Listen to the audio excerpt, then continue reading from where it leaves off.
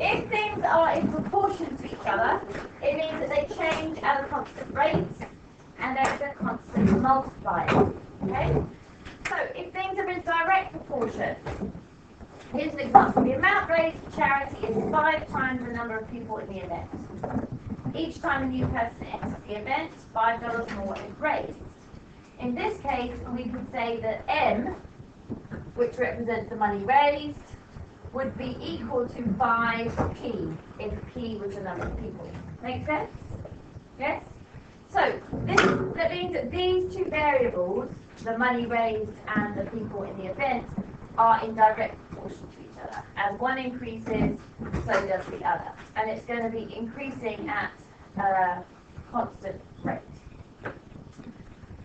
So in this case, 5 would be known as the constant multiplier, and we call this fancy way the constant of proportionality. If you hear anything about the constant of proportionality, it's what you're multiplying your variable by each time. Now, they usually give this the letter K. Now, I'm wondering if any of you are thinking, hang on a minute, we called something else K. Does anyone remember what else we called K?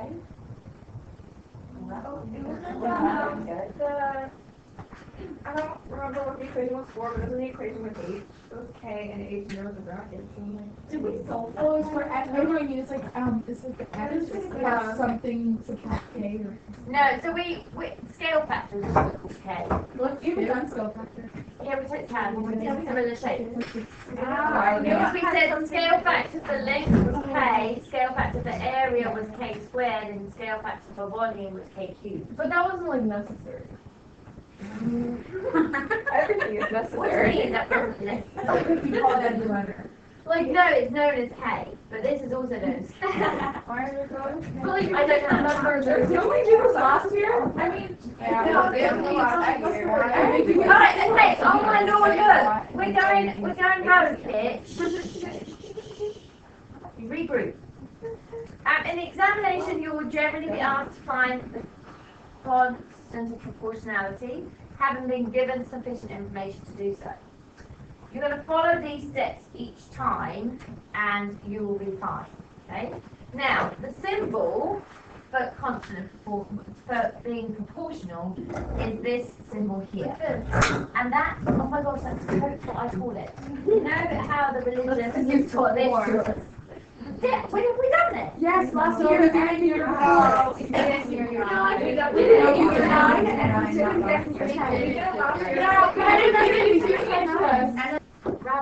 Okay, so in some questions you may be asked to show that relationships are linear. To do this, you just plot points on the graph, and you as the rules have been given you. So it says fruit buns cost 60 cents each. Suppose X buns are bought and the total price is Y dollars. Show by graphical means that it's directly proportional. So if we had bought one bun, how much would it cost? Not a trick question. 50 cents. 50 cents. So that would be about here, yes? If we don't buy any buns, how much is it going to cost us? If we buy 2 buns, how much is it going to cost us? That's about there. 3? 118. 118. And 4 buns? 240 grand. Ooh, let's go, jumping in now. 5 buns? $3. We're in 300. 360. Alright, so we would then draw a straight line. Because that's a straight line, it's showing that it's directly proportional. Where's the end? It then says find the proportionality constant. Okay, so what would our proportionality constant be here? 60. And now, this is interesting. If we are talking about dollars, this being dollars, 0.6. then it would be 0.6. You've got to be careful. Yes? So, does everyone happy with that? No, this is Our constant proportionality. thank you. Constant of proportionality in this case wouldn't be 60 because we're talking about dollars. It would be 0.6. Wait, is the line straight that is direct? Yes, Proportional? yes. It then says the law connecting x and y. So what essentially would what's our equation for this line? Y equals 1.6x? No, 0.6x. 0.6x. Okay? So relationships will not always be linear. Okay, so it's not always going to be a straight line, but in all cases you'll need to calculate the value of constant proportionality, having been given the information in the question. Right. Express these relationships as equations with constants of proportionality. If you're told that y is directly proportional to x squared, you literally would write y is proportional to x squared. Does it matter which way like the sign is? Yes. The fish needs to swim to the left. Because... See, that's probably what you said. I would never have said that. Not you. I remember the reason I don't think we did this is because Mia said something stupid. But why not? Maybe Mr. Moore talked about fishes. No, we definitely is wrong. I All right, now this is how we start off because we're literally just reading the words and writing our initial statement. So we've said that y is directly proportional to x squared, but we haven't included a constant proportionality here. So what happens is this fish symbol now disappears and we change it to say y equals kx squared. Okay? So that's, Emma, stop it. So that's how it changes. You write the proportional sign with no constant proportionality, and then you change that to be equals kx squared. So n varies directly. Similar situation, different words, but you have to appreciate the same kind of mentality. So we've got y varies directly with the cube of n, so that would be n cubed. So we then change that to be y equals k n cubed. S is directly proportional to the square root of t. S is directly proportional to the square root of t. S equals k root t. Cinchi, yes? V squared varies as the cube of W. Oh, Joe, stupid. V squared is proportional to the cube of W. So V squared equals KW cubed. Would you have to simplify it? No, not necessarily, no. Yes. So do you have to put both or just one? I would suggest that both, just in case. So when you're answering stuff, you do that. Yeah, I would do both. Just because you're showing that you know that that's proportional sign as well. I don't know how many marks it would be worth, but just in case. Yeah? Okay. So like for the first example with the y equals kx squared, so would that mean like if x squared doubles, then y would double? So what happens is then, so this is our first step for all of our questions. Then what happens is that a particular question, they give you more information. And then you work. So they would give you one specific situation for your x and y values. That would enable you to find k, which then gives you an actual rule that you can follow. So will x always be like the same? Like it will be No. squared and then what's like 8 squared? So they could give you a situation for anything, but they will give you both the x and the y values, find k, and then you will be able to you'll use that new rule to find everything else. Okay. Why isn't B and is basically like n to n? It totally is. God love me. Oh, Apologies. Oh, thank you. If big M equals 3.6 r squared, what two variables are directly proportional? So which are the variables that are directly proportional? It's not a trick question. Two. And then on squared. Yep. M is proportional to R squared. And what is the value of proportionality constant K? 3.6. 3.6. K is 3.6. Awesome. F if P equals the square root of T over 4, what two variables, what two variables are directly proportional and what's the value of proportionality constant K? Yeah? P and the square root of T. Lovely. And whatever. K is 1/4. Nice. Suppose T is directly proportional to D squared. Okay, so T is directly proportional to D squared. So that means that we would then say T is equal to KD squared. And they've then told us this particular situation, that T is 100 when D is 2. So we were able to write this statement.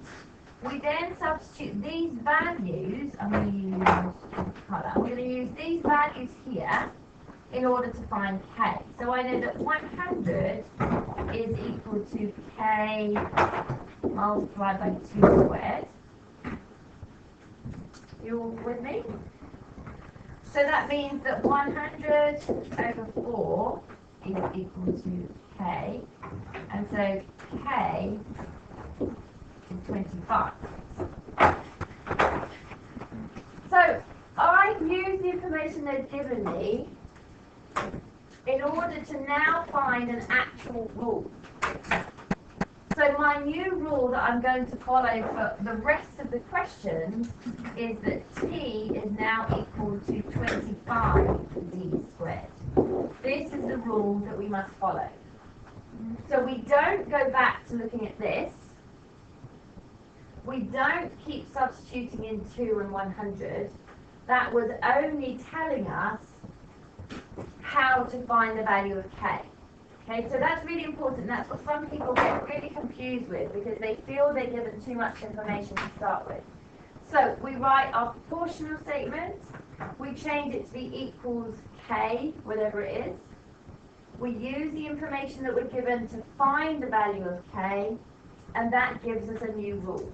And this rule we are now going to follow for the remainder of the question.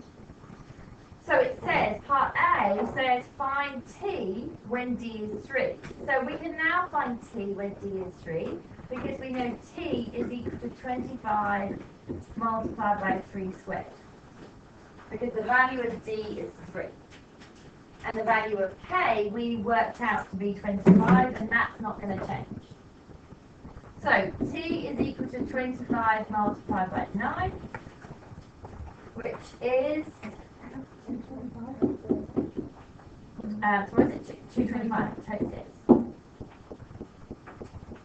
We need to find D when T is equal to 200. Okay, so T is equal to 200. So we say 200 equals 25D squared. Notice my 25 is still there. Okay, that does not change. Is everyone clear on that? I can't stress it enough because that's what people make mistakes on.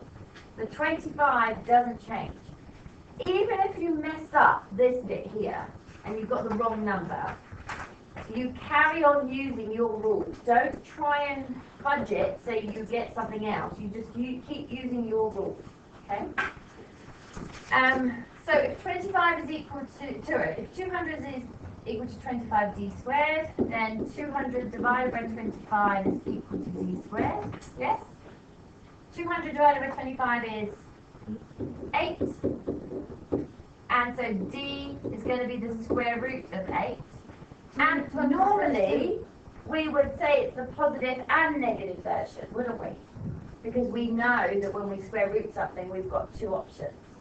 However, in this instance, because it says that D has to be greater than 0, you're going to just leave it as the square root of 8. Okay? Or you can find the actual number. Is it okay to round to 3 sig? Yeah, you can round to 3 sig big. 2.83, lovely. Okay, but you wouldn't give the negative version here because it does tell you that D is greater than 0. All happy with that? Alright, so find the given variables in proportional statement using that symbol. Replace the fish symbol with equals k. Input the two values given in the question to find the value of k. Rewrite the proportional statement as a formula using your newly found value of k. Lovely job. Let's do it. So, two quantities, x and y, are directly proportional when x is 4, y is 10. So, first of all, we're going to write our proportional statement. So we would say what y is proportional to x. Oh, I think I'm going to need space down here, actually. I'll do it down here.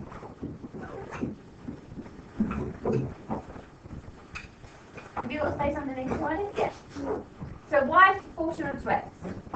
What do we do there? We write y equals kx. Lovely, lovely.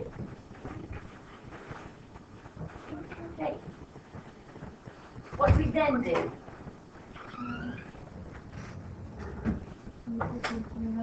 We put the numbers in. Which numbers? 10 and 4. So we're going to now say that 10 is equal to k multiplied by 4. Trust me, Alex? And that means that k is 10 over 4, which is 5 over 2. I'm going to leave mine as an improper fraction. If you want to write 2.5, that's fine. So my actual first question said find a formula for y in terms of x. For it to be a formula, you have to have the equals part. So my formula is y equals 5 over 2x. That's my formula. Okay, that's what I'm going to have to use for the remainder of the question. B, using your formula. That's where it comes in. It's very important, even if you got that wrong, to make sure you're using that formula. B, using your formula, work out the value of y when x is 6.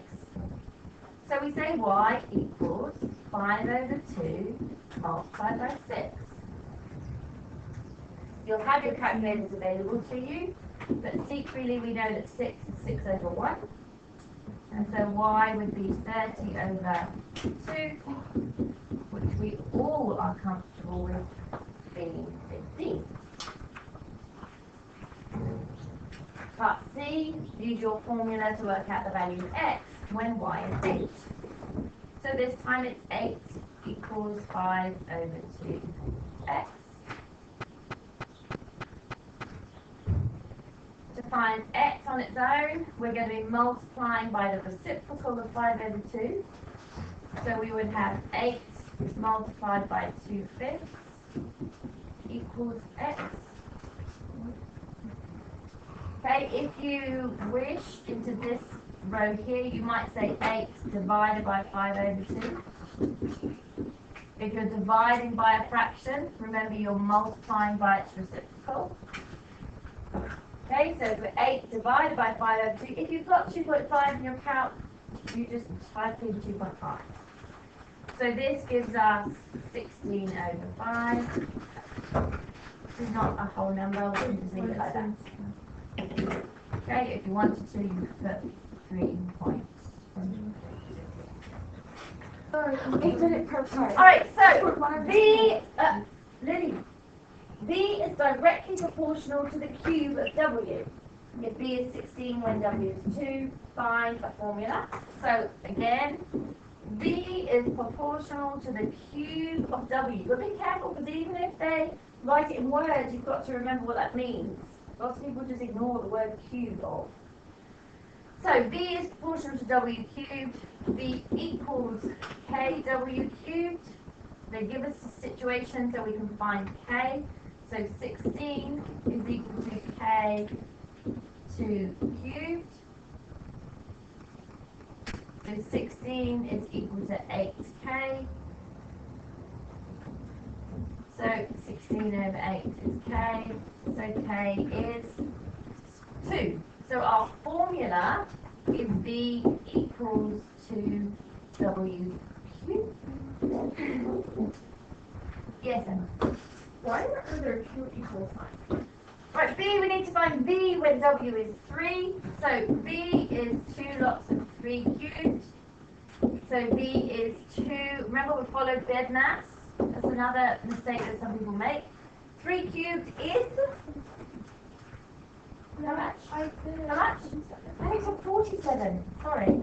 27. So B is 54 trillions. And C. And we need to find W when B is 128. So 128 is equal to 2W cubed. What do we have to do first? 128 divided by 2, good. 64 1. So 64 equals W cubed. How do you find W if you've got the W cubed value? Do the cube root. Nice cube root. And that is 4. Trillion. Distance fallen by a parachute is ym. What do you think that m stands for? Meters, nice. It's directly proportional to the square of time taken t in seconds, okay? If 20 meters are fallen in 2 seconds, find a formula. So we're finding a formula. So we're saying y is proportional to the square of time, so that's t squared. Y equals kt squared.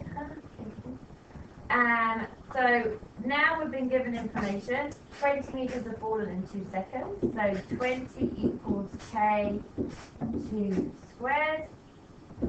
20 over 4 equals k. So k is 5. So our formula is y equals 5t squared. There is our formula we're using. I'm sorry, pardon? Remember, m just stands for meters. So it just tells you that the distance that we're talking about is meters. So, for example, Gabrielle, if they had said this was 1 kilometer, okay, so if your question has said 1 kilometer, you'd need to make sure you put in 1,000. Because it says that they called the measurement y. It just happens that it's measured in meters. Okay? And so our answer, so B, it says find the distance fallen through in 3 seconds. So we would say y is equal to 5 times 3 squared. So that's 5 multiplied, y equals 5 multiplied by 9. So it's 45. And here we would write 45 meters because we know it's an actual practical situation and has a unit. See the time taken. So we've got 100 equals 5t squared. So 100 over 5 equals t squared. So 20 equals t squared. T is going to be the square root of 20. Would you have a negative version of this? You can't have negative. What's t represent? Seconds. Seconds. You can't have negative time, can you? Okay, so always think about it whether you're going to have your negative option when you're square rooting. So I don't know what that is. What's the square root of 20? Anyone? Sure. It's 4.47. How much?